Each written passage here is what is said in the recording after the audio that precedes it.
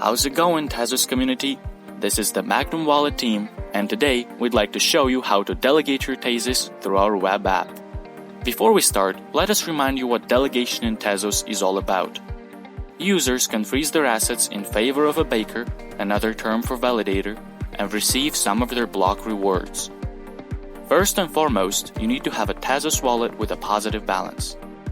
If you don't have one, you can create and fill it up through the Magnum Dashboard using our built-in exchange. Let's start by importing a Tezos wallet into Magnum. We can do it either by providing a private key or linking a Trezor or Ledger device. I will do the former and enter my private key. In your Tezos wallet, go to the Delegate tab. There you will find links to two websites, mytezosbaker.com and tzscan.io, where you can find information on bakers that will help you choose the right one. In the tab, we have two options on how to select the baker we wish to delegate to. The first option is to pick one from the drop-down list. As an example, we will delegate some funds to bacon rolls right now. Then we enter the amount we're delegating and click Next. All that is left is to make sure that we have chosen the right baker, check the fees, and confirm.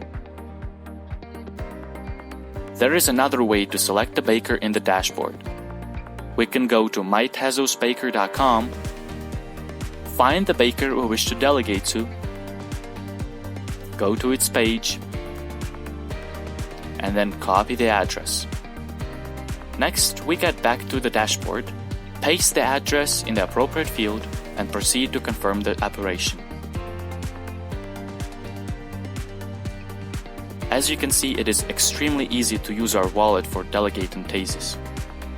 This is all we wanted to show you. Never forget that Magnum is non-custodial and has a number of useful features, so if you haven't used it yet, be sure to give it a try. Thanks for watching and have a good day.